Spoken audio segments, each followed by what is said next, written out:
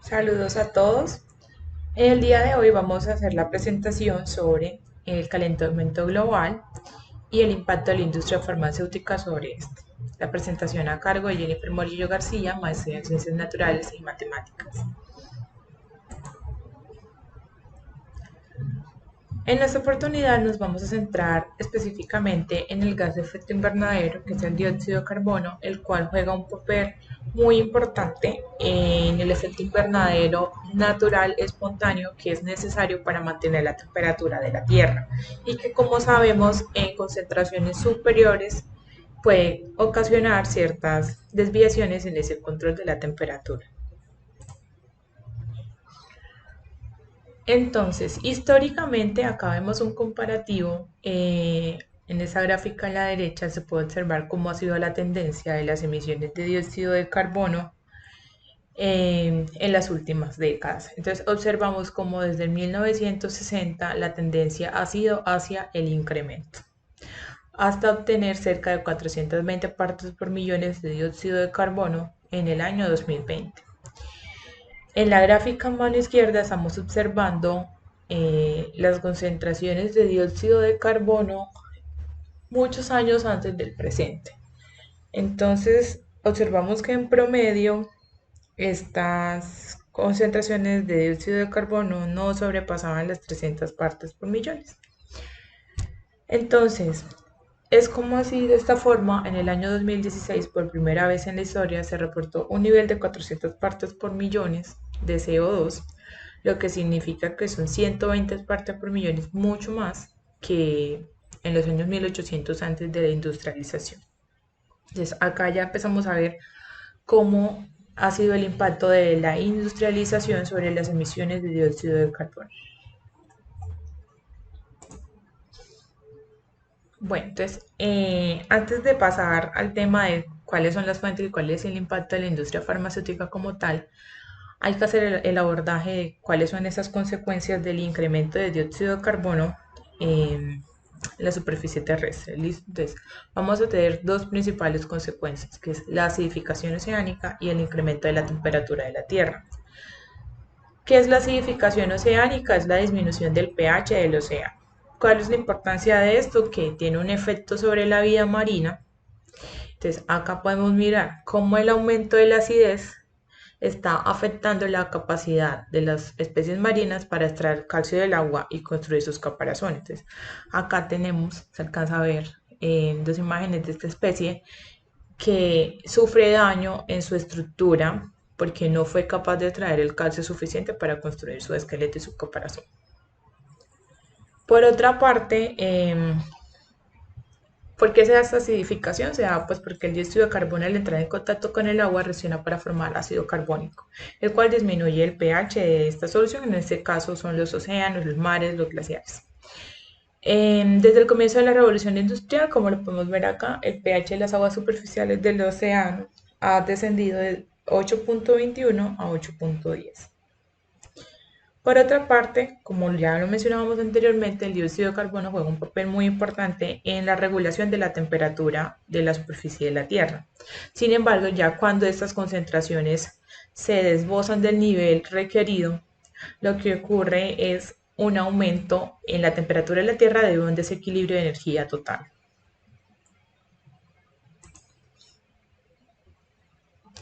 Bueno, históricamente las fuentes de emisiones de CO2, hay fuentes naturales, en este caso nos vamos a centrar en las antropogénicas. Toda la atención se ha centrado sobre las emisiones de dióxido de carbono que son generadas de los sectores industriales como la minería, la industria energética y la industria automotor. Sin embargo, la principal fuente antropogénica de emisiones de CO2 en general, independientemente de cuál sea el sector que lo esté generando, es la quema de combustibles fósiles para la producción de energía. Sin embargo, estos sectores no son los únicos responsables por las emisiones de CO2.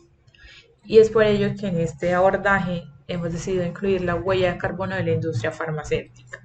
¿Por qué? Porque la industria farmacéutica también genera emisiones de gases de efecto invernadero, específicamente de CO2.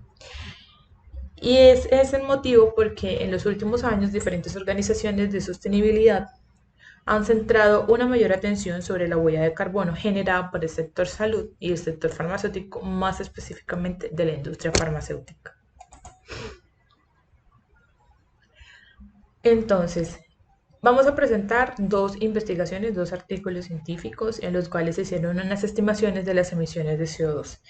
Este es denominado Carbon Footprint of the Global Pharmaceutical Industry and Relative Impact of its Major Players, realizada por los investigadores Lofty Belkir y Afme El-Mekili en el año 2019. Entonces, ellos determinaron los parámetros de intensidad de emisiones de la industria farmacéutica y realizaron, bueno, el estudio se realizó a partir de los datos que reporta la industria farmacéutica sobre las emisiones de dióxido de carbono. Entonces acá estamos viendo algunas de las compañías farmacéuticas de mayor impacto o de mayor relevancia, y es un comparativo que realizaron estos autores de las emisiones de estas industrias en el año 2012 y en el año 2015. Entonces podemos ver en términos generales que hay ciertas empresas que generaron o tuvieron una intensidad de emisión cerca de los 80 metros cúbicos de CO2, que es en los parámetros en que se mide la intensidad de emisión de CO2, mientras que otras estuvieron con unas emisiones mucho más bajas. Estos investigadores identificaron que estos parámetros pues están impactando seriamente o contribuyen en gran relevancia a la generación de CO2 de este sector, y se estimaron unas reducciones de intensidad de emisiones que son requeridas para comenzar a disminuir esa huella de carbono cerca del año 2021, pasando de un 48.6 a un 20.1. Entonces, en promedio una reducción del 28%. Sin embargo, más recientemente, en enero del 2022, esta otra investigación que prácticamente se cuestiona que si el sector de las medicinas o el sector farmacéutico es más generador de gases de efecto invernadero que la industria automotor o de automóviles. Básicamente está haciendo un comparativo entre estos dos sectores, precisamente para tener un enfoque de cómo se encuentra este sector realmente. Entonces acá ellos hicieron una comparación basada en la investigación anterior de Belkir El-Mejid del 2019 y estos datos que son emitidos por el WIOD. Entonces, en esta barra tenemos las generaciones de la industria farmacéutica y en esta las generaciones de la industria automotor. Y podemos observar que con estas aproximaciones que se hacen en esta investigación, realmente la generación de CO2 por parte de la industria farmacéutica y también por parte de la industria automotor son mucho más altas que las que se presentaron en la investigación anterior.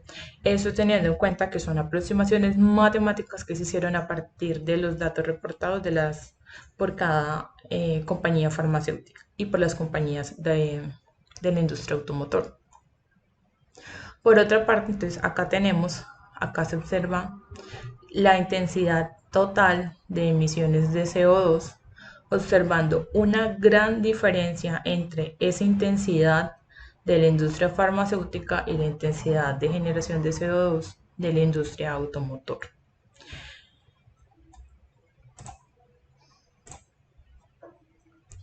Por otra parte, esos dos puntos, esa gráfica que mostramos anteriormente, se basa en el abordaje 1 y 2 de emisiones de CO2, que es, por decirlo así, de la planta de producción hacia afuera.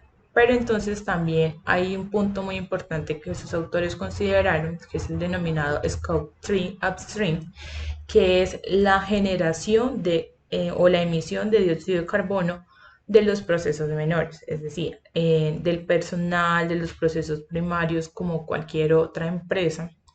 Y es aquí cuando ya comenzamos a ver una discrepancia inferior entre la industria farmacéutica y la industria automotriz.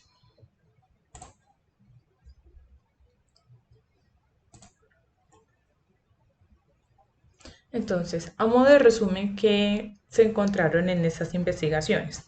Que la intensidad de generación de efecto invernadero se tuvo una mayor intensidad con respecto a los alcances globales 1 y 2 para la industria farmacéutica versus la industria automotor en una relación 4:1.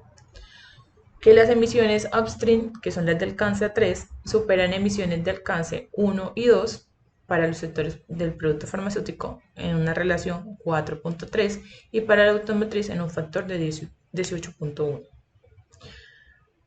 Por otra parte, al tener el consolidado de los tres alcances, el 1, el 2 y el 3, se tuvo una intensidad más cercana entre las dos industrias, entre la industria farmacéutica y la industria automotriz.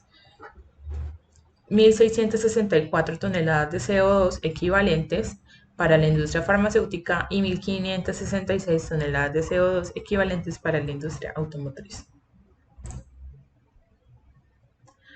Bueno, entonces ya observamos que la industria farmacéutica, al igual que la industria automotriz o automotor, tienen un gran parte, una gran contribución a ese incremento de las emisiones de CO2 hacia el medio ambiente. Entonces, ¿qué se ha hecho o en qué proceso va? Entonces, muchas compañías farmacéuticas están desarrollando estrategias para la reducción de la generación de gases de efecto invernadero. En esta gráfica podemos observar, eso es una comparación 2017-2018, de acuerdo a los reportes que cada compañía ha realizado sobre las intensidad de emisión de CO2 y observamos cómo algunas compañías en un solo año disminuyeron sus emisiones. Por ejemplo, una a resaltar es esta, Eli Lilly, en la cual pasó en el 2017 de cerca de 600 metros de CO2, metros cúbicos de CO2 a 300 en el año 2018. Y esta que fue anterior, pues también vemos en porcentaje cómo fue el cambio. Muchas tendieron hacia la disminución también entre el año 2012 y el año 2015.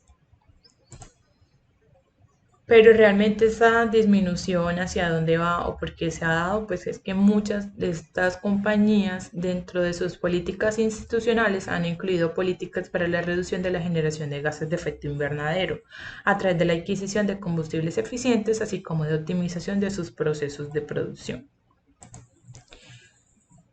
Entonces, por ejemplo, acá tenemos a la empresa Merck, que, bueno, acá podemos consultar su política de disminución o su política de compromiso con el calentamiento global.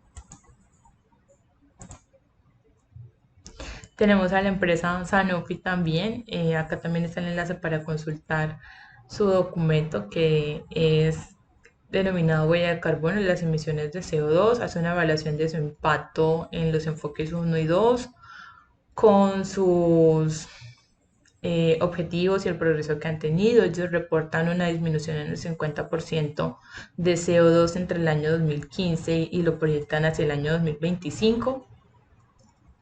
Y asimismo detallan esos puntos de enfoque que van a tener para lograr esos objetivos.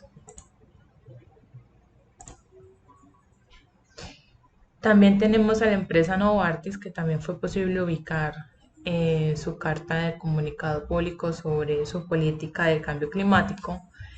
De igual forma, hacen una serie de compromisos, una serie de estimaciones para contribuir a esa reducción en sus emisiones, tanto en su cadena de producción como también con sus funcionarios.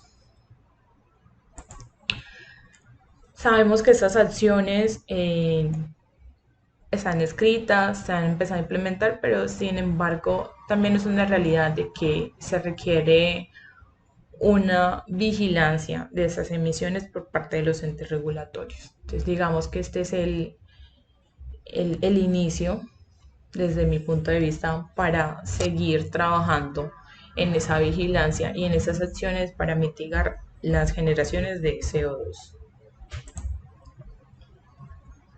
Esa es la bibliografía utilizada.